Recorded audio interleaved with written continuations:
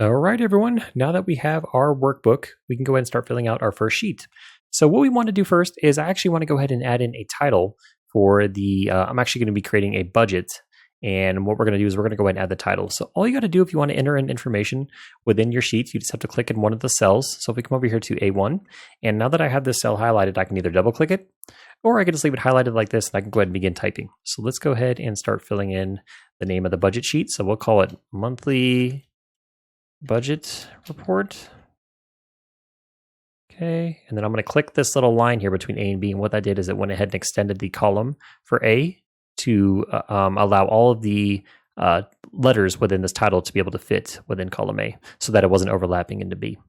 So now what we're going to do is we're going to start adding in some of the different information here. So first thing I'm going to do is I'm going to add in a column here, and we'll call it bills. And now we need to add in the different types of bills that we're going to have. So we can have, let's say, mortgage.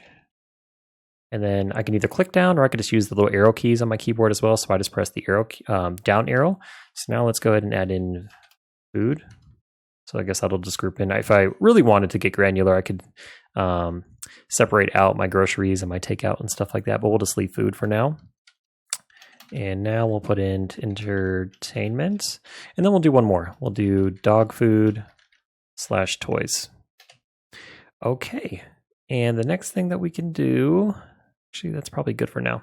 All right. So what I'm going to challenge you all to do, if you're just watching me, please open up Excel on your own and go ahead and create, whether it's a budget or maybe like a employee tracker. I mean, whatever you would is relevant for why you want to use Excel. Go ahead and create that. So go ahead and add in the title of it. And then after that, I'm actually going to move this up a little bit.